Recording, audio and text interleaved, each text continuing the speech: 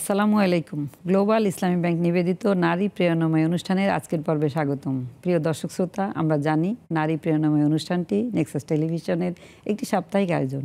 এই আয়োজনে সাধারণত ইসলামের দৃষ্টিতে নারীদের বিভিন্ন বিষয় এবং সমসাময়িক বিষয়সমূহ নিয়ে আলোচনা করা হয়ে থাকে। আমাদের আজকের আলোচনার বিষয় জাগ্রত বিবেক ও ইসলাম। এ বিষয়ে আলোচনা করার জন্য স্টুডিও আলোকিত করেছেন মাহসিনা মমতাজ মারিয়া, এডুকেশন কনসালটেন্ট। আসসালামু আলাইকুম। ওয়ালাইকুম আসসালাম। কেমন আছেন আপনার? আলহামদুলিল্লাহ, ভালো আছি। আমরা একটা অন্যরকম টপিক নিয়ে আজকে আপনার কাছে শুনব। সেটা হলো, মানুষ আসলে জন্মগ্রহণ করেছে বুদ্ধি, প্রজ্ঞা সব কিছু নিয়েই, কিন্তু এর মধ্যেও আল্লাহ তাআলার দৃষ্টিতেই বলা হয়েছে কিছু মানুষ অন্ধ। সব কিছু আছে কিন্তু সে অন্ধ। তার মানে কি? তার মানে যেটা সঠিক সেটার থেকে জেনে বুঝেও যখন চোখ ঘুরিয়ে থাকে অথবা চোখ বন্ধ করে থাকে, সেটাকেই বলা হয় অন্ধ, সব কিছু থাকা সত্ত্বেও। তা আমাদের আজকের বিষয় এটাই, তাই না? যে জাগ্রত বিবেক, এই জাগ্রত বিবেক আসলে কি? আপনার কথাটা ধরেই যদি বলি, জাগ্রত বিবেক আসলে আল্লাহ রাব্বুল আলামিনের দেয়া, মানুষের জন্য, আশরাফুল মাখলুকাতের জন্য, মানুষকে যে আল্লাহ অন্য যে কোনো সৃষ্টির থেকে শ্রেষ্ঠ বানিয়েছেন, একটা গিফট, যে আমাদেরকে আল্লাহ বিবেক দিয়েছেন, বুদ্ধি দিয়েছেন, বিবেচনা বোধ দিয়েছেন। আর এই যোগ্যতাগুলোকে যারা খুব সুন্দরভাবে চর্চা করছে, কালচার করছে, কাজে লাগাচ্ছে, ধার দিচ্ছে সারাক্ষণ, তাদের বিবেকটাকে বলা যেতে পারে যে এটা জাগ্রত, যেটা আপনি বলছিলেন খুব সুন্দর করে। এবং এটার খুব সুন্দর, আমি বলবো যে সবচাইতে সুন্দর উদাহরণ হিসেবে আমরা দেখি যে আল্লাহ রাব্বুল আলামিন কীভাবে আমাদের এই বিবেকটার জাগ্রত থাকার উদাহরণটা আমাদের জন্য রেখেছেন। হযরত আদম আলাইহিস সালামকে যখন আল্লাহ সূরা বাকারাতে আমাদের সাথে পরিচয় করিয়ে দিচ্ছেন যে তাকে সৃষ্টি করলেন, তাকে আল্লাহ নিজের হাতে নিজের মতন করে নিজে শিখালেন সমস্ত কিছু, এবং ফেরেশতাদের একটা টিমের কাছে তার শ্রেষ্ঠত্বটাকে কিভাবে আল্লাহ স্টাবলিশ করলেন, প্রতিষ্ঠা করলেন। এর মানে হচ্ছে এই যে আদমের সন্তান যারা আমরা, যতদিন পৃথিবী থাকবে, যতদিন আমরা আসব, আমরা সবাই এই উন্নত এবং জাগ্রত বিবেকের অধিকারী। আবার সুন্দর বলছিলেন যে মানব সৃষ্টির ইতিহাস থেকেই শুরু হয়ে গেছে বিবেক কাদের আছে, এবং সৃষ্টির ক্ষেত্রে কিন্তু ফেরেশতারা বাধা দিয়েছিলেন এবং বলেছিলেন যে আমরা তো আপনার জন্য ইবাদত করছি, আপনার সবসময় আমরা 24 ঘন্টা আপনার ইবাদতে মশগুল থাকছি, কেন আপনি মানব জাতিকে আনবেন যারা আপনার হানাহানি করবে, রক্তারক্তি করবে তাদেরকে? তখন আল্লাহ তাআলা কিন্তু বলেছেন যে আমি যা জানি তোমরা তা জানো না। এবং মানব জাতিকে উন্নত করার জন্য এই যে জ্ঞান, যেটা দিয়ে মানুষ মানে প্রত্যেকটা ভালো কাজে নিজের জ্ঞানকে পরিচালনা করবে, সেই জ্ঞানকে জাগ্রত রাখার জন্য আল্লাহ তাআলা নিজের জ্ঞান থেকে নিজের রূহ ফুঁক দিয়ে নিজের যে জ্ঞান সেটা মানব জাতিকে শিখিয়ে দিয়েছে। কি অদ্ভুত, কি অদ্ভুত! সুবহানাল্লাহ। আবার জাগ্রত বিবেকের সাথে ইসলামের যে সম্পর্ক, সেটা যদি একটু আপনি বলতেন। আমি অবশ্য আপনার সঙ্গে একটু কোরআন শরীফের একটা আয়াত যদি একটু শেয়ার করি, সেটা হলো, তিনি যাকে ইচ্ছা বিশেষ জ্ঞান দান করেন, আর যাকে বিশেষ জ্ঞান দান করা হয় সে প্রভূত কল্যাণকর বস্তু প্রাপ্ত হয়। উপদেশ তারাই গ্রহণ করে যারা জ্ঞানমান। সূরা বাকারার 269 নম্বর আয়াত। এবং এক্ষেত্রে বলা হয়েছে আল্লাহ তাআলা তো যে শুরুই করেছেন জ্ঞান দিয়ে, পাঠ করো তোমার প্রতিপালকের নামে যিনি সৃষ্টি করেছেন মানুষকে জমাট রক্ত থেকে, পাঠ করো আর তোমার প্রতিপালক মহিমান্বিত যিনি কলমের সাহায্যে শিক্ষা দিয়েছেন মানুষকে যা সে জানতো না। তার মানে আপনার বিবেক যদি আপনি শানিত করতে চান, তাহলে প্রথম যেটা দরকার সেটা হলো জ্ঞান। আপা, আমি আপনার কাছে এবার জানতে চাইবো যে জাগ্রত বিবেকের সাথে ইসলামের সম্পর্ক। শুরুটাই ইতিহাস দিয়ে শুরু, জন্ম থেকে। জাগ্রত বিবেকের সাথে ইসলামের, আসলে ইসলাম যার অন্তরে আছে সেই বিবেকটাই জাগ্রত। যে বিবেকের মধ্যে ইসলাম আছে সেই বিবেকই জাগ্রত। কারণ আমরা জানি যে একেবারে একটা মৌলিক আদেশ আল্লাহ রাব্বুল আলামিন আমাদেরকে যেটা দেন, সেটা হচ্ছে আমরা মানুষ হওয়া মাত্রই আমাকে সত্যের প্রতিষ্ঠা করতে হবে এবং অন্যায়কে নির্মূল করতে হবে। ন্যায়ের জন্য কাজ করতে হবে, অন্যায়কে নির্মূল করতে হবে। আমরা অশ্লীলতা থেকে দূরে থাকব, আমরা শালীনতা এবং মার্জিত জীবন ব্যবস্থাতে থাকব। এই মূল বেসিকটার উপরে কোরআনে অনেক সুন্দর করে আল্লাহ আমাদেরকে গাইডলাইন দিয়েছেন। তো এইটাই ইসলাম, এটাই সৌন্দর্য, যে আমার বিবেকটা সবসময় জাগ্রত থাকবে। আল্লাহ সূরা মুমিনুনে বলেছেন যে মুমিন কখনো বেহুদা কাজ করে না। কত সুন্দর একটা গাইডলাইন আমার জন্য, না? যে আমি এমনকি আমার অবসরের সবচাইতে আনন্দের সময়টাতেও আমি এমন কোনো অর্থহীন কাজ করব না যেটা আরেকজন দেখে বলবে যে তার তো কোনো বিবেক নাই, সে তো বিবেকহীন। এই কাজটা কখনোই একজন মুসলমান করতে পারবেন না। আল্লাহ কোরআনে শতবার আমাদেরকে বলেছেন চিন্তাশীল হতে, চিন্তাশীলতার সাথে আল্লাহর সৃষ্টিকে অনুধাবন করতে, দেখতে, চারিদিকে তাকাতে, আল্লাহ কিভাবে ফ্ললেসভাবে দুনিয়াটা বানিয়েছেন সেরকম হওয়ার জন্য চিন্তা করতে, গবেষণা করতে। এই শব্দগুলো আল্লাহ প্রচুর বলেছেন। তার মানে এই জিনিসগুলো আসলে আপনিও যেটা বললেন যে জ্ঞান অর্জন করতে থাকা একেবারে মৃত্যু পর্যন্ত, এই যোগ্যতাগুলো বা এই স্কিলগুলো, এই প্র্যাকটিসগুলোই আমাদের বিবেককে জাগ্রত রাখবে, এবং এটাই ইসলামের সৌন্দর্য। আগুনকে কিভাবে মানুষ পূজা করে, মূর্তিকে কেন মানুষ পূজা করে? উনি কিছু মজার কাজও করেছিলেন। আমাদের কিন্তু সৃষ্টি হচ্ছে আদম আলাইহিস সালাম থেকে সমগ্র মানব জাতি। তো বিবেক শব্দটা আসলে এই যে মানুষের কল্যাণে, যেটা অকল্যাণের কোনো কিছু না, এটা কিন্তু প্রতিটি সারা বিশ্বের সমস্ত মানুষের ভেতরেই এই বিবেকবোধ থাকতে হবে। আমার জীবন যদি অন্যের জন্য ক্ষতিকর হয়, আমার প্রত্যেকটা কর্ম যদি অন্যের জন্য কষ্টের কারণ হয়, তখনই আমরা মনে করব বিবেক বর্জিত। আবার শুধু যে আপনি আপনার নিজেকে খুব ভালো করলেন, নিজে জানলেন, ভালো মানুষ হিসাবে হয়ে আপনি নিজে কোনো অপরাধ করলেন না, কিন্তু আপনার চারপাশে যেসব অপরাধ হচ্ছে তার কোনো প্রতিবাদ করলেন না, সেখানে চুপ করে গেলেন, সেখানেও আপনার বিবেককে জাগ্রত বলা যাবে না। এক্ষেত্রে আপা আমাদের মানে কোরআন হাদিসের দৃষ্টিতে যদি আমি কিছু বলি, সেক্ষেত্রে মহান আল্লাহ বলুন দৃষ্টিহীন ও দৃষ্টিসম্পন্ন ব্যক্তি কি সমান হতে পারে, অথবা অন্ধকার ও আলো কি কখনো সমান হতে পারে? সূরা রাদের 16 নম্বর আয়াতে। আবার আরেক জায়গায় বলেছেন, হে চক্ষুষ্মান ব্যক্তিগণ, তোমরা গবেষণা ও শিক্ষা গ্রহণ করো। সূরা হাসরের 2 নম্বর আয়াত, যেটা আপনি বলছিলেন যে মানুষকে অবশ্যই তার জ্ঞান অর্জন করতে হবে এবং এক্ষেত্রে গবেষণাও করতে হবে, সেই গবেষণা থেকে শিক্ষা নিয়ে তা প্রয়োগও করতে হবে।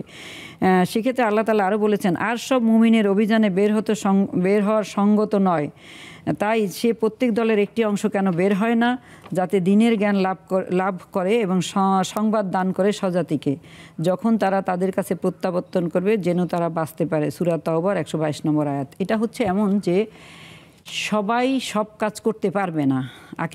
আল্লাহ তাআলা যাকে যে দায়িত্ব দিয়েছেন সেই দায়িত্বটাকে সম্পূর্ণরূপে করে তিনি আবার যারা করতে পারেন না তাদের কাছে এটা প্রচার করবেন। সূরা তাওবার 122 নম্বর আয়াতে আল্লাহ তাআলা এটাই বলছেন।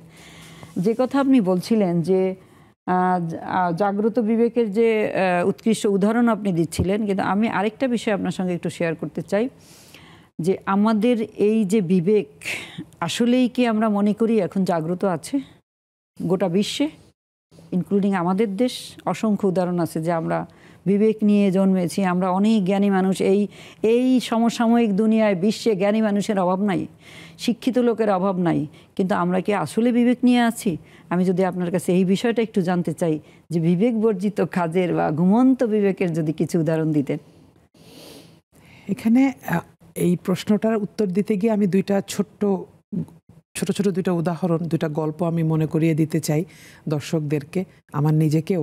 সেটা হচ্ছে হযরত ইব্রাহিম আলাইহিস সালাম নবুয়ত পাওয়ারও অনেক আগে, উনি যখন ছোট ছিলেন, ওনার বাপ দাদা এইভাবে ওনাদের একেবারে পুরা বংশ পরম্পরায় চলে আসা যে মূর্তি পূজার প্রচলনটা ছিল, এত ছোট বয়সেও উনি সেটাকে প্রশ্ন করেছিলেন যে না, এটা কিভাবে সম্ভব, আগুনকে কিভাবে মানুষ পূজা করে, মূর্তিকে কেন মানুষ পূজা করে। উনি কিছু মজার কাজও করেছিলেন, এই মূর্তিদেরকে মেরে টেরে আরেক বড় মূর্তির কাঁধে একটা লাঠি রেখে দিয়েছিলেন, যে এই যে মানুষের ভেতরে আমার নিজের বিবেকটা আমাকে প্রশ্ন করছে যে তুমি কেন করছো এটা কেন হচ্ছে, এটা কেন হবে, আমি এটা করলে কি হবে, আমি ওইটা করলে কি হবে। এই জাগ্রত বিবেকটা কিন্তু আমাদের প্রত্যেকের ভেতরেই আছে। হযরত মুহাম্মদ সাল্লাল্লাহু আলাইহি সাল্লামও নবুয়ত পাওয়ার আগে উনি ভাবনা চিন্তা করার জন্য একেবারে সবার থেকে আলাদা হয়ে চলে গিয়েছিলেন, তারপরে আল্লাহ তাকে নবুয়ত দিয়েছেন। এই যে মানুষ তারা নবী হওয়ার আগেই তাদের চিন্তাশীলতাটাকে কিভাবে কাজে লাগিয়েছেন, এই সিলসিলাটা আমাদের জন্য একটা উদাহরণ, তাই না? তাহলে ওইটার বিবেচনা, এই গল্পগুলোকে যদি আমি আমার জীবনে এনে ফেলি, তাহলে আমি নিজেই এটা বিচার করতে পারবো যে আমার বিবেকটাকে কি আমি জাগ্রতভাবে কাজে লাগাচ্ছে কিনা, তাই না? যে এই যে মানুষ মরছে, মানুষ কষ্ট পাচ্ছে, মানুষের উপরে জুলুম হচ্ছে, মুসলমানদের উপরে অত্যাচার হচ্ছে, কত রকমের, আপনি এক আলোচনার শুরুতে বলেছেন কত রকমের কষ্ট মানুষ আমাদের চারপাশে। এই অবস্থায় আমি যদি আমার দৈনন্দিন জীবনের সুখ, আমার আনন্দ, আমার ভালো থাকা, আমি খুব আয়েশি জীবনযাপন করা, এটাই যদি আমার আলটিমেট টার্গেট হয় এবং এই চারপাশের মানুষের কষ্টগুলো যদি আমাকে কষ্ট না দেয়, তাহলে তো ধরে নিতে হবে যে আমার বিবেকটাকে আসলে আমি জাগ্রত রাখতে পারছি না, আমি বিবেক বর্জিত হয়ে যাচ্ছি। আমি দিন দিন দুনিয়ার মানুষের, আমাদের তো দুই ধরনের হক আদায় করতে হবে, আমাকে আল্লাহর হক আদায় করতে হবে, আমাকে বান্দার হক আদায় করতে হবে। আমি যতটুকু ভালো আছি, আমার চারপাশের সবাইকে নিয়ে ভালো থাকতে পারছি কিনা, এই চেতনাগুলো যদি আমার ভেতরে না থাকে, তাহলে এটা খুব সহজ চিন্তা করা যে আমার বিবেক হয়তো আস্তে আস্তে আমাকে নাড়া দেয়া কমিয়ে দিচ্ছে। আপা, আপনি বলছিলেন, আমি শুনছিলাম অত্যন্ত সুন্দরভাবে, কিন্তু আমি আরেকটু বিষয়ে যেটা শেয়ার করতে চাই, সেটা হলো আমাদের এই মানে আল্লাহ তাআলা কিন্তু বলেছেন যে তোমরা শুধু সৎ কাজ করো না, সৎ কাজের সঙ্গে মানে অসৎ কাজকেও নিষেধ করো। যারা হাদিসে এসছে যে যারা জুলুম করে সেই জুলুমদেরকেও সাহায্য করো। জুলুমদেরকে সাহায্য করা নিয়ে হযরত আনাস রাদিয়াল্লাহু আনহু যখন প্রশ্ন করলেন যে জুলুমবাজদেরকে কীভাবে সাহায্য করব, তখন তিনি বললেন তাদেরকে বিরত রাখাটাই তাকে সাহায্য করা। তাহলে এই যে কর্ম, মানে জাগ্রত বিবেক যদি আপনার থাকে, বিবেক জেগে থাকলে আপনার দ্বারা আপনার সমাজে চারপাশে নিজের যেমন কোনো কাজ করতে পারবেন না, এবং যারা করছে তাদেরকেও আপনি আসলে বাধা দিয়ে কাজ করতে পারবেন। কিন্তু আমরা আসলে আস্তে আস্তে, যেটা বলছি, আমরা এত সেলফ সেন্টার্ড হয়ে যাচ্ছি যে আমাদের বিবেক আসলে জাগ্রত আছে কিনা, যদি থাকতো তাহলে আমাদের চারপাশে এত কিছু ঘটতে পারতো না। আমি নিজেকে নিজের প্রশ্ন করা উচিত যে আমি কি নাফসে লাওয়ামার অধিকারী কিনা। শিক্ষা জাতির মেরুদণ্ড, সেই শিক্ষাটা যদি বস্তুবাদী বা নৈতিক শিক্ষা হয়, তাহলে আল্লাহ তাআলা বলেন, মুমিনগণ তোমরা নিজেদের এবং তোমাদের পরিবার পরিজনকে জাহান্নামের আগুন থেকে রক্ষা করো। হযরত আলী রাদিয়াল্লাহু বলেন, ধর্মীয় জ্ঞানের মাধ্যমে পরিজনকে জাহান্নামের আগুন থেকে রক্ষা করো। জ্ঞান মানুষকে চক্ষুষ্মান করে, বিবেকবান করে। কোরআনে বলা হয়েছে, বলো যারা মূর্খ ও বিদ্বান তারা কি সমান? বোধশক্তি সম্পন্ন লোকেরাই কেবল উপদেশ গ্রহণ করে। আর বিবেককে যারা কাজে লাগায় না, তাদের বিষয়ে কি বলা হয়েছে যে বলো অন্ধ চক্ষুষ্মান কি সমান? আমরা যেটা দিয়ে শুরু করেছিলাম, যে সব কিছু থাকা সত্ত্বেও যারা অন্ধ হয়ে আছে, যাদের বিবেককে কাজে লাগাচ্ছে না। আর যে ব্যক্তি এখানে অন্ধ, আখিরাতে অন্ধ, সে অধিকতর পথভ্রষ্ট, এমনকি পশুর চেয়েও নিকৃষ্ট। তাহলে মহান আল্লাহ তাআলা বলছেন, বস্তুত চোখ তো অন্ধ নয়, বরং অন্ধ তারাই নিকৃষ্ট। অন্ধ হচ্ছে তারাই যাদের বক্ষস্থিত হৃদয় নিকৃষ্ট। তাহলে আমাদের স্বয়ং আল্লাহ তাআলার তরফ থেকে বলা হচ্ছে যে তোমাদের বিবেককে জাগ্রত করার জন্য মানুষ হিসাবে তোমাদেরকে এত বড় জ্ঞান দিয়ে আমি নিজের খলিফা হিসাবে তোমাদেরকে বানিয়েছি। সেখানে তোমরা তোমাদের এই জ্ঞানের মাধ্যমে মানুষের কল্যাণে তোমাদের কাজ করবে, এবং শুধু তোমরা নিজেরাই করবা না, তোমরা আবার তোমাদের চারপাশে যারা করছে তাদেরকেও তোমরা বিরত রাখবা। কিন্তু আমাদের বর্তমান যে অবস্থা, আমরা যেখানে এসে পৌঁছে গেছি, সেটা হলো আসলে আমাদের বিবেক আস্তে আস্তে আস্তে আস্তে ঘুমিয়ে যাচ্ছে। আপনার এই ক্ষেত্রে আপনার কাছে উত্তম জাগ্রত বিবেকের কিছু প্রমাণ ও নমুনা শুনতে চাচ্ছি আর কি আজকে। আল্লাহ কোরআনে আমাদেরকে আমাদের ভেতরের যেই বিবেকটা আছে, নফস যেটাকে বলা হয় আরবিতে, সেটার খুব সুন্দর তিনটা সংজ্ঞা আমরা পাই। যে একটা হচ্ছে নাফসে লাওয়ামা। নাফসে লাওয়ামা বলা হয় সেই বিবেকটাকে, সেই নাফসটাকে, সেই আত্মাটাকে যে আমাকে শুধুমাত্র কুপ্ররোচনাগুলো দিচ্ছে, খারাপ কাজগুলো করতে, আমার পাশবিক সত্তাটাকে জাগিয়ে দিচ্ছে, আমার ভেতর থেকে আমার খারাপ গুণগুলোকে বের করে দিচ্ছে এবং সেটা করার জন্য প্ররোচনা করছে। আমি নিজেকে নিজের প্রশ্ন করা উচিত যে আমি কি নাফসে লাওয়ামার অধিকারী কিনা।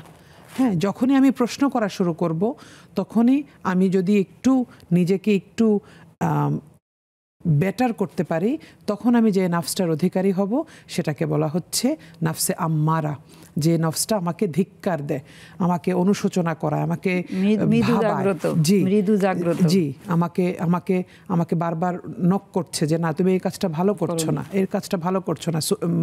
মারিফুল কোরআনে তাফসির কারক এই নফসটাকে নাফসে মুমিনা বলেছেন, যে এই এই নফসটা আমাকে আমার ভেতরকে আন্দোলন করে, আমার ভেতরকে কষ্ট দেয় যে না আমি এই কাজটা করা উচিত হয় না, আমি করছি, আমি ভুল কাজগুলো করে ফেলছি, কিন্তু তারপর পরে আবার আমার অনুশোচনা হচ্ছে। আর এই দুইটা স্তরকে অতিক্রম করে আমি যদি সত্যি সত্যি আল্লাহকে ভালোবাসি, আমি যদি নিজেকে ভালোবাসি এবং আমার ভেতরের বিবেকটা নিয়ে কাজ করতে পছন্দ করি, তখন কি হবে, আল্লাহ রাব্বুল আলামিন আমাকে নাফসুল মুতমাইন্নার অধিকারী করে দিবেন, যেই নাফসটা আমি একটা প্রশান্তির লেভেলে চলে যাব। আমার বিবেককে দিয়ে তখন আর অপরাধ করানোটা এত সহজ হবে না। আমার ভেতরের যে কুপ্ররোচনাগুলো আছে বা শয়তান যদি আমাকে প্ররোচিত করে, তারপরেও আমি ইনশাআল্লাহ তখন আর ওই অপরাধগুলো এত সহজে করে ফেলতে পারবো না। খুব সহজেই আমি নিজেকে কন্ট্রোল করতে পারবো, খুব সহজেই আমি আমার প্রশান্তিটা, আল্লাহর সাথে সম্পর্কটাকে প্রায়োরিটি দিতে পারবো। তো ওই অন্তরকে ওই জায়গায় নেয়া, বিবেককে ওই জায়গা পর্যন্ত নেয়া, এটা একটা কষ্টের জার্নি। কষ্ট বলতে আমি এই জন্য বলছি যে আল্লাহ কষ্ট করলে সেই পুরস্কারটা আল্লাহ আমাকে দিবেন। আমি যখন লাগাতার টিকে থাকবো, আমি একটা ভুল করে ফেলছি, সেটার জন্য আমি সত্যিকারের তওবা করবো আল্লাহর কাছে। আল্লাহ যেটা কোরআনে যেটাকে বলেছেন তাওবাতুন নাসুহা, আমি যখন খাঁটি সত্যিকারের তওবা করব এবং সেটার জন্য আমি লজ্জিত হব, অনুতপ্ত হব। আমি হয়তো গোপনে গোপনে একটা ইবাদত করছি যে আল্লাহ আপনি আমাকে ওইটা থেকে মাফ করে দেন, আমি একটা সাদাকা করছি যে আমি আমার ওই ভুলটার জন্য একটু কাফারা দিলাম, একটু নিলাম নিজের উপরে। এইভাবে যত বেশি আমি নিজেকে এক্সারসাইজ করাবো নিজের বিবেকটাকে, তত বেশি আমরা ইনশাআল্লাহ জাগ্রত বিবেক নিয়ে আল্লাহর কাছে ফেরত যেতে পারবো এবং এটার জন্য আমরা পুরস্কৃত হব। আপা, আমি আপনার সঙ্গে শেষের দিকে একটু শেয়ার করি যে আমরা যে মানে আমাদের বিবেক যে ঘুমিয়ে আছে তার অনেকগুলো উদাহরণ আমরা এখন সারা বিশ্বসহ আমাদের দেশেও আমরা দেখতে পাই। এই ঘুমন্ত বিবেকের কারণে আমরা ধর্ষিত নারী দেখতে পাই, আমরা দেখতে পাই মানুষ পিটিয়ে মেরে ফেলা, আমরা দেখতে পাই বিনা কারণেই অতি তুচ্ছ কারণে মানুষের জীবন নিয়ে খেলা, অতি তুচ্ছ কারণে আমরা দেখি এই মানুষকে ক্ষমতার অপব্যবহার, অতি তুচ্ছ কারণে আমরা দেখি গোটা মানুষকে আসলে আমরা শুধু আমার এবং আমি ছাড়া এর বাইরে আমি আসলে কিছুই চিন্তা করি না। এই ঘুমন্ত বিবেককে যদি আমরা এখনই শুধু নিজে আমি নয়, আমাদের যারা জ্ঞানী, যারা নিজেদেরকে সফল এবং জ্ঞানী বলে ভাবেন, তারা সবাই যদি আমরা চুপ করে থাকি, তাহলে আমাদের বিবেক আসলে পরিপূর্ণভাবে ঘুমিয়ে যাবে। এবং এই ঘুমন্ত বিবেক দিয়ে আমরা পৃথিবী তো মানে বেঁচে থাকা তো দূর, আখেরাত তো পরের কথা, আমরা পৃথিবীতেও আসলে সব কিছু থেকে খুব অচিরেই বঞ্চিত হয়ে যাব, এই বিষয়ে কোনো সন্দেহের অবকাশ নেই। আপা, আপনাকে অসংখ্য ধন্যবাদ। আমরা ভবিষ্যতে আপনার কাছে আরও শুনবো ইনশাআল্লাহ। প্রিয় দর্শক শ্রোতা, আমরা ঘুমিয়ে আর থাকবো না, ঘুমিয়ে আমরা থাকবো শারীরিকভাবে, কিন্তু আমরা যদি মানসিকভাবে ঘুমিয়ে থাকি, যেখানে আমাদের বিবেক যদি আমাদের নাড়া দেয়, কোনো অন্যায়ের বিরুদ্ধে যদি আমরা কথা না বলি, আমরা যদি প্রতিরোধ করার চেষ্টা না করি, তাহলে আস্তে আস্তে আমাদের ভবিষ্যৎ প্রজন্ম ঘুমিয়েই জন্মাবে এবং দুনিয়া এবং আখিরাত দুটোকেই শেষ করে ফেলবে। আজ এখানেই, আল্লাহ হাফেজ।